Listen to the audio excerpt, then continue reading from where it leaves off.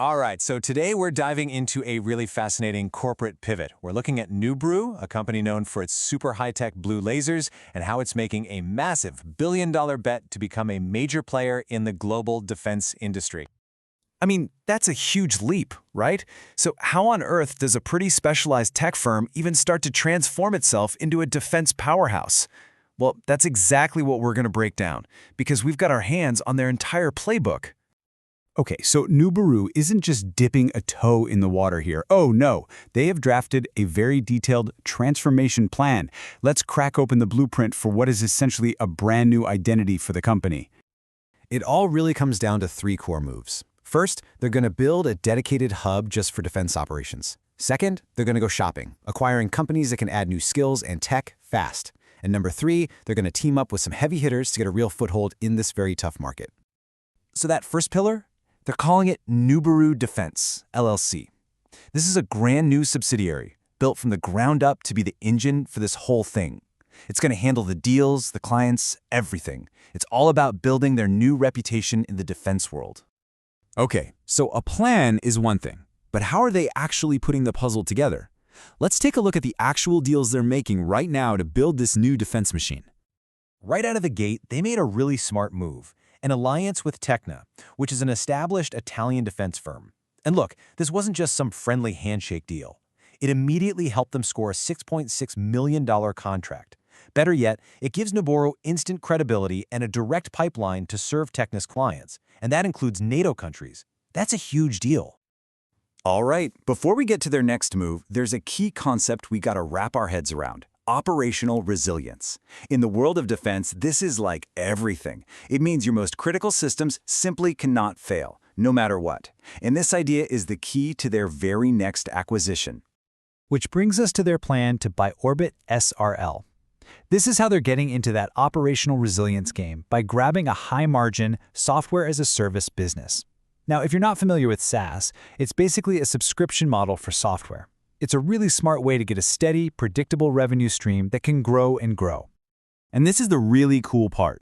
This is where they tie their past to their future.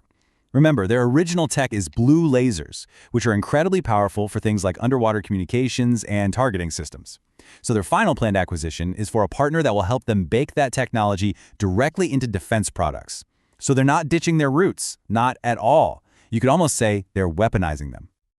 You know, a plan this ambitious needs two critical things: a boatload of cash and the right people steering the ship. So let's see how Nuburu is getting the money and the team to actually pull this off. First up, the cash. Nuburu just went out and raised $12 million in a public offering. This money is literally the fuel for their whole acquisition engine. And this isn't just money on paper, you know? They have about $6 million in cash right now, ready to go. They are ready to pull the trigger on these deals. You know, it's one thing to go on a shopping spree and buy a bunch of companies. It's another thing entirely to actually manage them. So Nuburu is bringing in the experts, a new financial controller, a revenue specialist, to build the internal machinery needed to handle all this new growth. So why? Why go through all this trouble? What's the end game here? Well, the answer, my friends, is in the absolutely massive size of the markets they're targeting. I mean, just take a look at these numbers. They're staggering. The electronic warfare market they're jumping into with Tekne, that's on track to be worth over $19 billion. And the SaaS resilience market with Orbit, over $1 billion. This is the kind of opportunity they're chasing. So let's map this out. Here's how each piece of the puzzle connects to those huge market opportunities. That Tekne alliance, it cracks open a $500 million portfolio. The Orbit acquisition, that brings in a software business with absolutely massive profit margins. And that final strategic deal drops them smack in the middle of that enormous electronic warfare market. Of course, you got to start somewhere, right? The company expects its new defense division will bill about $500,000 in the last quarter of this year. It might not sound like a huge number, but think of it as proof of concept. It's that critical first step that really sets the stage for much, much bigger things in 2026. And don't just take my word for it.